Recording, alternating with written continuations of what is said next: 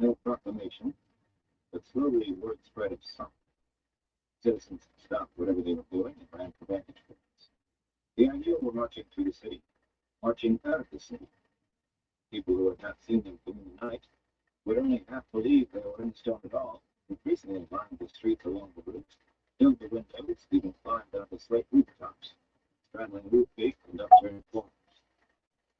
Murmurs ran into the cavity of these few hundred would never take the banner still flew above the fortress. There must be 1,000 to yield, and the Lord Frank broke easily in the shirt sleeves. Sure, none of the onlookers could take it for anyone out of the ordinary. An outlander, rich enough to ride, a superb dappled stallion, best of the tired bloodstock.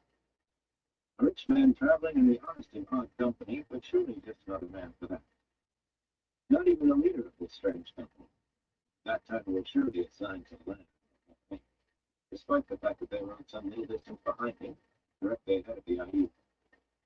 They saw odd susurration that accompanied his passing certainly rose for the IE, not him. His tyrant folk might even take him for a groom, riding his master's horse. Not out in front as he was. It was a fine day, not spluttering, merely warm. No one expected him to do that justice or rule a nation. He could simply enjoy riding in animal teeth, enjoy the rare breeze. For a time, he could forget the feel of his hair and branded palms. He thought,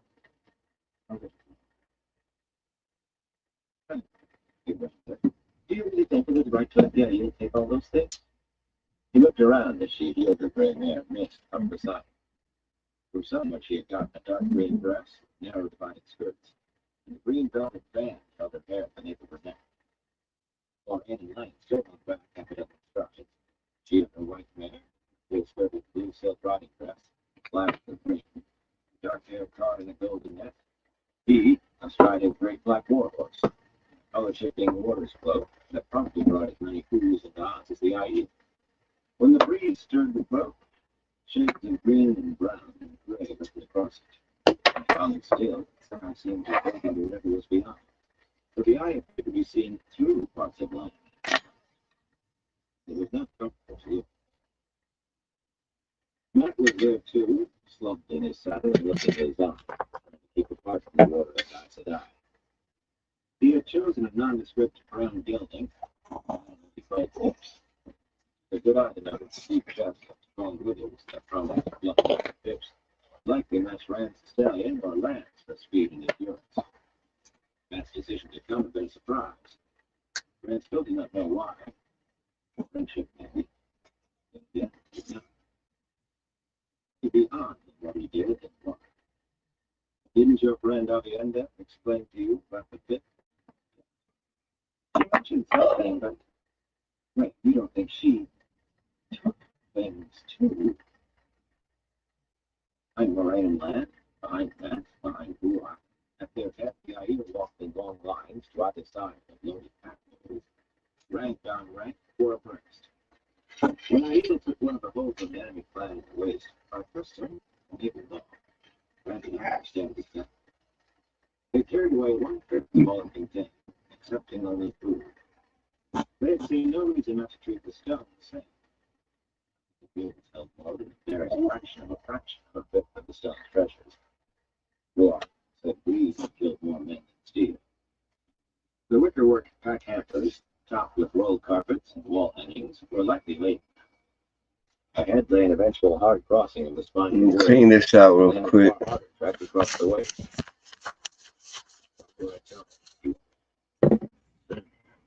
It has to be said. Rain would doubtless think it daring, a bold stroke. She might even approve. Maybe. She thought she knew his whole plan. Oh, made no bones of disapproving that. No doubt she wanted it over and done as soon as possible. The IE? If they refuse.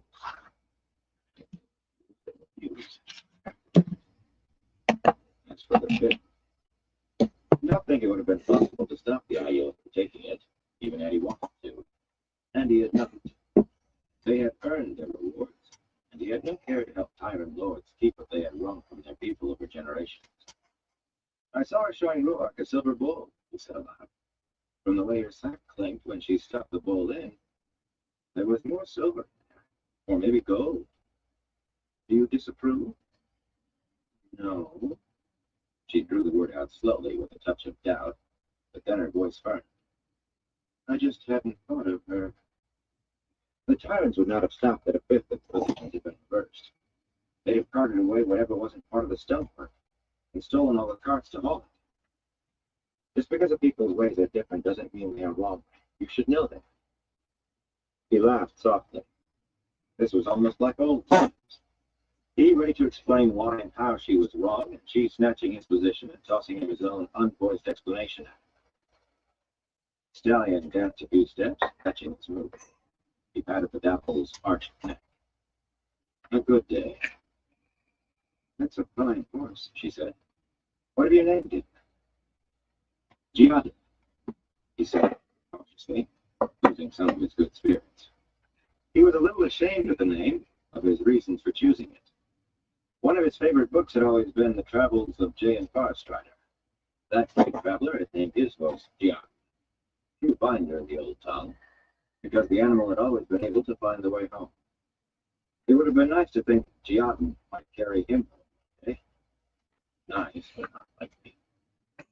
And he did not want anyone suspecting the cause for it. Boyish fancies had no place in his life now. There was not much room for anything but what he had to do. Aren't they? She said absently.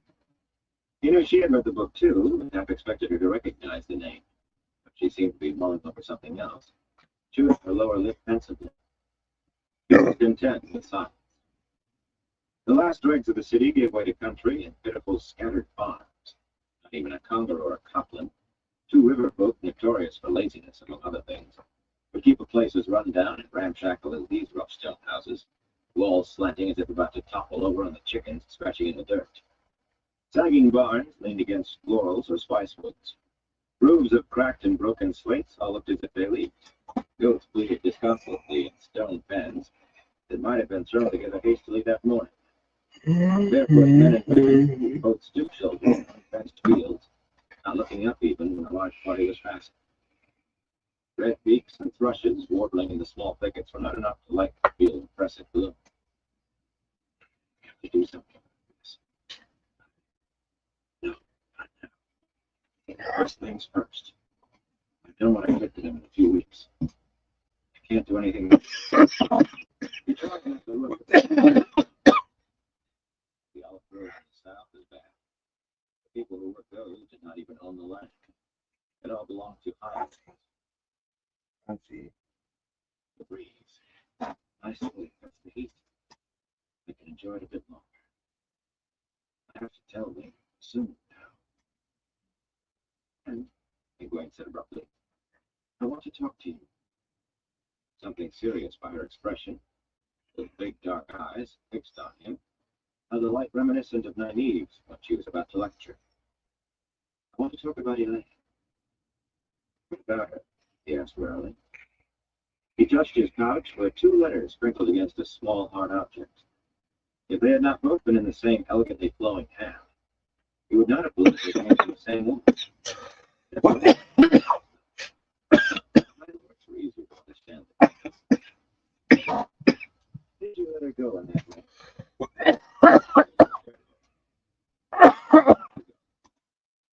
tie her up to stop her. Besides, she'll be safer in Donchico than near me. We are going to attract bubbles of evil the way Moraine says. You would be too. That isn't what I mean at all. Of course she wanted to go, and you had no right to stop her. But why didn't you tell her you wished she would stay? You wanted to go, he repeated, and grew more confused when she rolled her eyes as if he were speaking gibberish. If he had no right to stop Elaine, she wanted to go. He tried to talk her out of it, especially when she was safe and gone. Rain spoke right behind him. Be ready to tell me the next secret. It has been clear you were keeping something from me. At the least, I might be able to tell you if you are leading us over a cliff. Brad sighed. He had not heard her and Lan closing up on him. And Matt as well, though still holding a distance between himself and the Aes Sedai. Matt's face was a study, doubt and reluctance and grim determination lying across it by turns, especially when he glanced at Moraine. He never looked at her directly, only from the edge of his eye. You sure you want to come, Matt? Matt shrugged and affected a grin. Could pass up a chance to see Bloody Whitey on. Egwene raised her eyebrows at him. No, pardon my language, Aes Sedai. I've heard you say it's bad and for less cause, I'll wager. Egwene stared at him indignantly, with spots of color in her cheeks, steady and sporting it. No. People are not pleased. Or said to Rand, her voice cool and not pleased. May brave parent letting parent run off. I think it's going for me. The world rests on your shoulders, but they must both support you. You will fall, the world with you. Matt flinched, and Rand thought he very nearly turned his gelding and rode away on the spot. No, my beauty, he told her. Thanks, he thought. But he did not say that aloud. He was not asking sympathy. He had to go back, Moraine, and Perrin wanted to. You're willing to let anything go to save the world. I do what I have to. Porter nodded, though he said nothing. Lan would not disagree with Moraine in front of others. And the next secret, she said insistently. She would not give up until she had ferreted it out. And he had no reason to keep it secret any longer. Not this part of it. Roll stones, he said simply. If we are lucky. Oh, light, Matt groaned. Bloody, flaming light. Don't grimace at me, Egwene. Lucky. Isn't once enough, Rand? You almost killed us, remember? No worse than killed. I would rather ride back to one of those farms and ask for a job slopping pigs the rest of my life. You can go your own way if you want, Rand told him.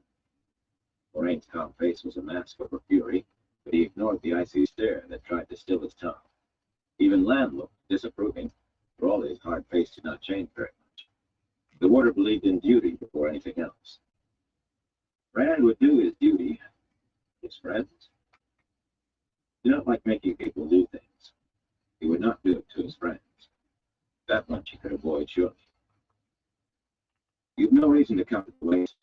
Oh, yes, I do. At least, don't burn me. I've one life to give away, don't I? Why not like this? Matt laughed nervously, a bit wildly. Bloody Portalstone's light. Rand frowned. He was the one they all said was supposed to go mad, but Matt was the one who seemed on the edge of it now. Egwene blinked at Matt worriedly, but it was Rand she leaned toward. Rand, Perrin Sedai told me a little about the Portalstones.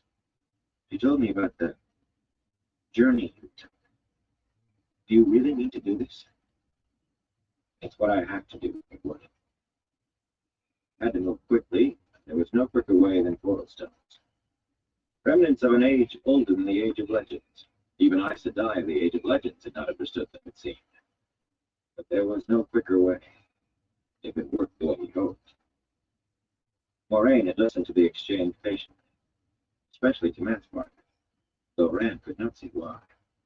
Now she said, Perrin also told me of your journey using Portalstones. That was only a few people and horses, not hundreds. And if you did not almost kill everyone, as Matt said, it yet sounded an experience no one would wish to repeat. But it did turn out as you expected. It also required a great deal of the power. Almost enough to kill you, at least, Perrin said. Even if you leave most of the Aiel behind, do you dare risk the attempt?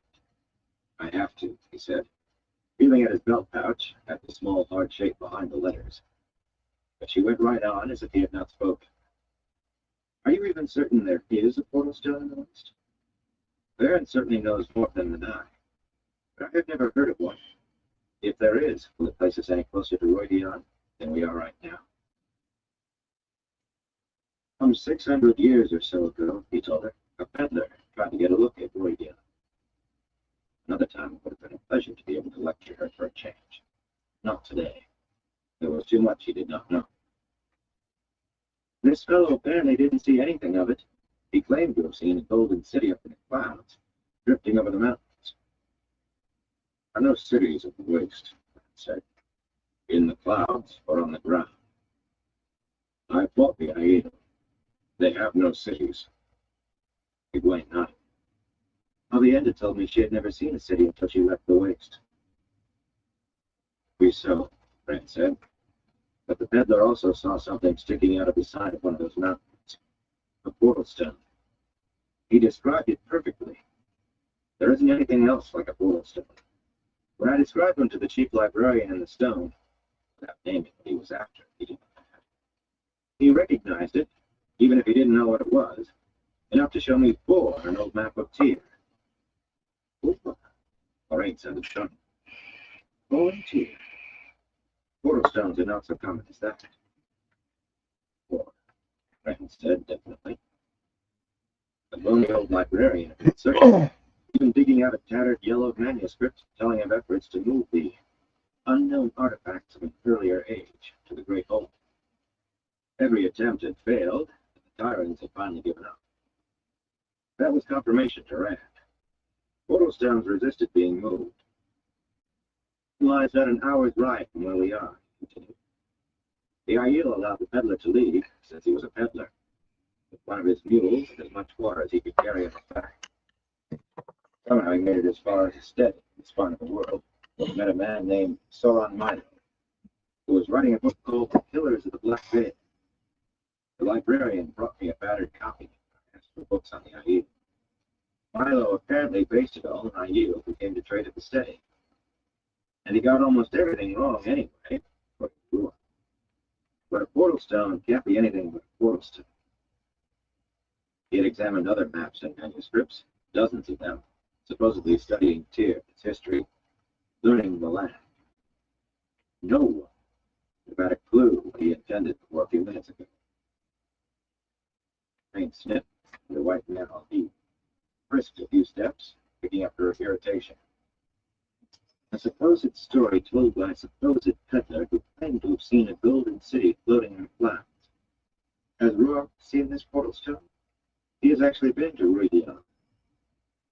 And if this peddler did go into the waste and did see a portal stone, it could have been anywhere. A man telling a story usually tries to better what really happened. A city floating in the clouds. You know it doesn't, he said. Ruark had been willing to laugh at all the wrong things Milo had written about you, but he had not been very forthcoming about Rhuidean.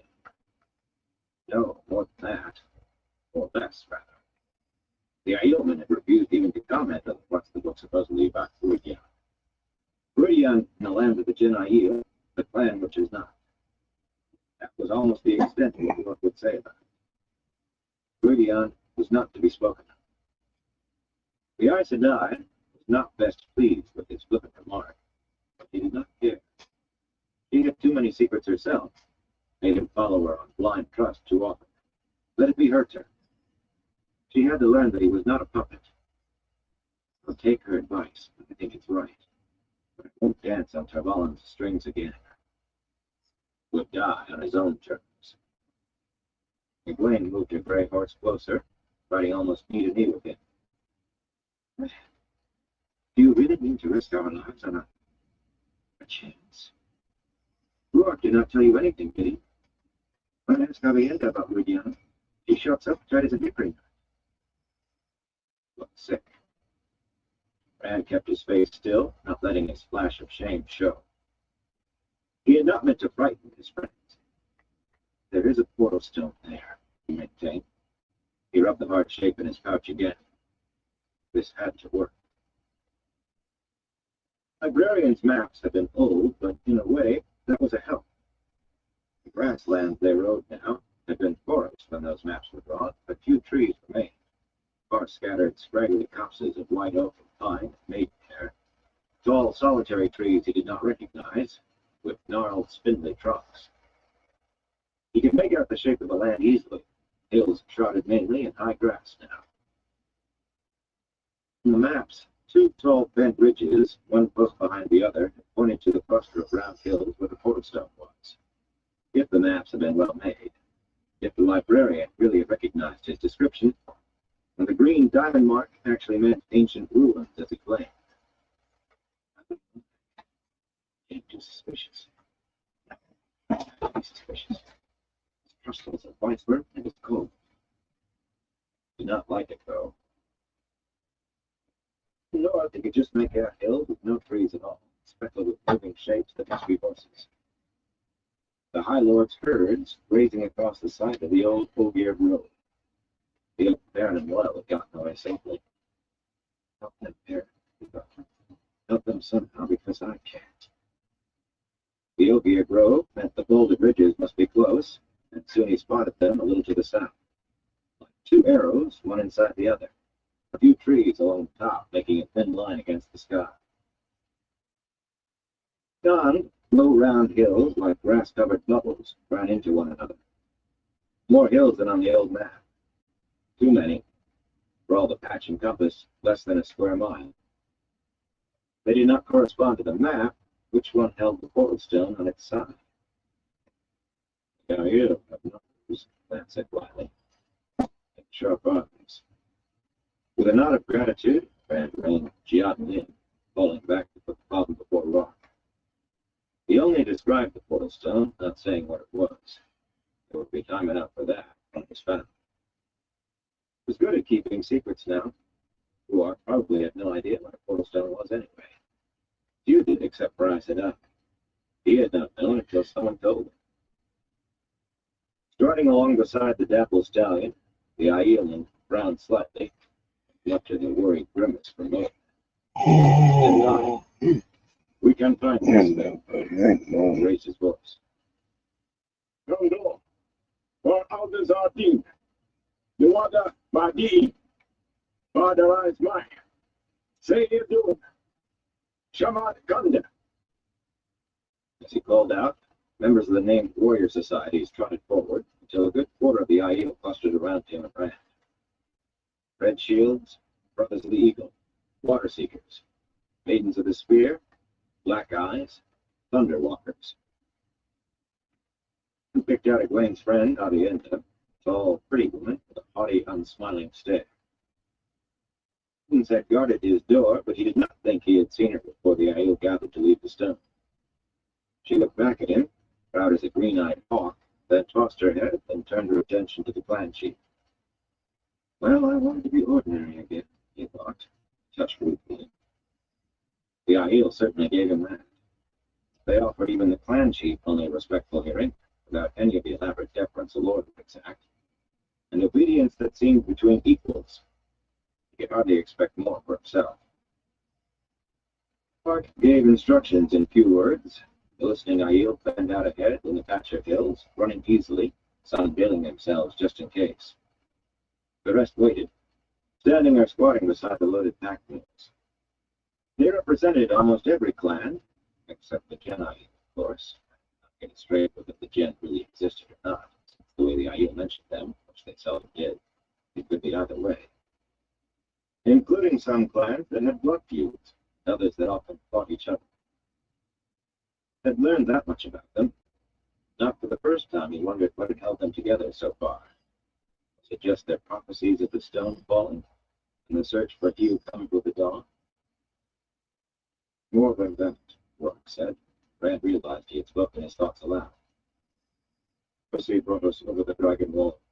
The name that is not spoken drew us to the Stone of Tyr. The name he meant was People of the Dragon, a secret name for the Aiel. Only clan chiefs and wise ones knew or used it, apparently seldom, but only with each other. For rest, no one may shed the blood of another of the same society, of course. Yet mixing Sharat with Goshin, Tardat and Nakai with Shaiko. Even I might have danced the spirits with the Shaiko if the wise ones had not made everyone who crossed the Dragon Ball swear water oaths to treat any Aiel as of the same society on this side of the mountains. Even sneaking Shaiko. Shrugged flatly. You see, it is not easy, even for me. These Shido are enemies of yours. Rand fumbled the name. In the stone, the Aiel had gone by society, it's not clans. We have avoided blood feud, Locke said. But Tardath and Shido have never been friendly.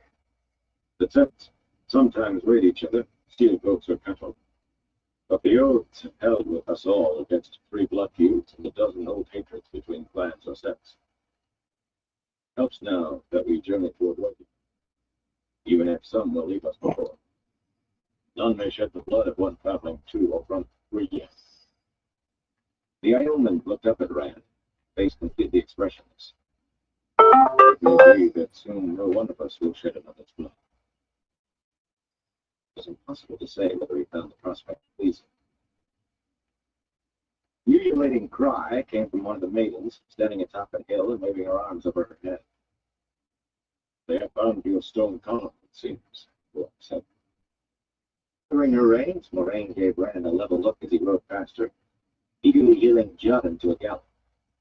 Egwene reined her mare near to Mat, leaning from her saddle with a hand on the high pommel of his, to engage him in close conversation. She seemed to be trying to make him tell her something or admit something. The vehemence of Mat's gestures, he was innocent as a babe or lying to his teeth. Flinging himself out of the saddle, Rand proudly climbed up the gentle slope to examine the maiden, had found half buried in the ground and obscured by long grass. Weathered gray stone column, at least 3 spans long and a pace thick. Strange symbols covered every exposed inch, each surrounded by a narrow line of markings he thought were writing. Even if he could have read the language, it was one. The script, if that was what it was, had long since worn to illegibility. The symbols he could make out a little better. Some of them, many might as well have been the marks of rain and wind. And grasped by the handful so he could see better, he glanced at Arienda. She had dropped her shupa around her shoulders, bearing short reddish hair, and was watching him with a flat, hard expression. You don't like me, he said. Why? There was one symbol he had to find, the only one he knew. Like you, she said.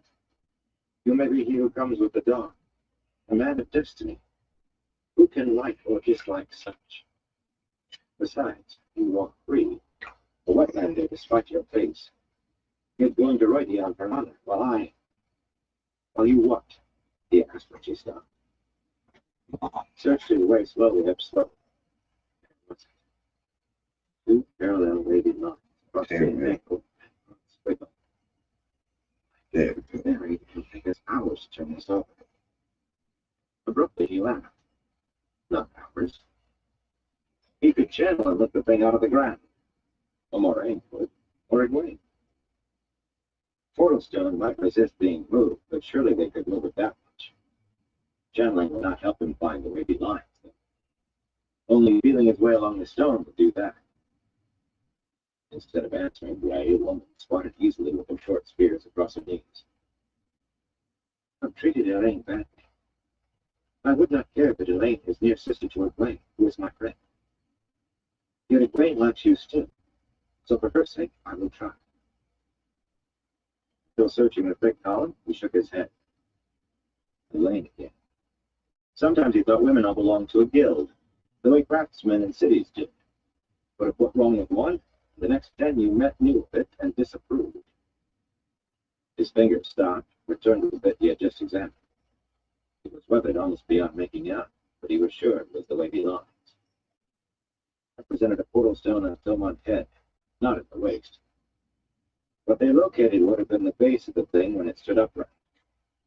Symbols at the top represented worlds, those at the bottom, portal stones. With a symbol from the top and one from the bottom, he could supposedly travel to a given portal stone in a given world.